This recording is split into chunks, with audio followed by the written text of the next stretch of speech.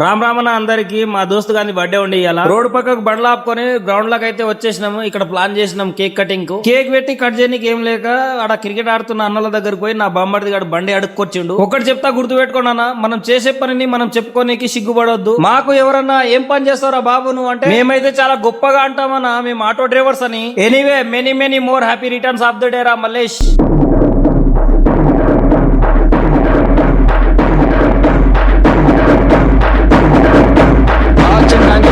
Telangana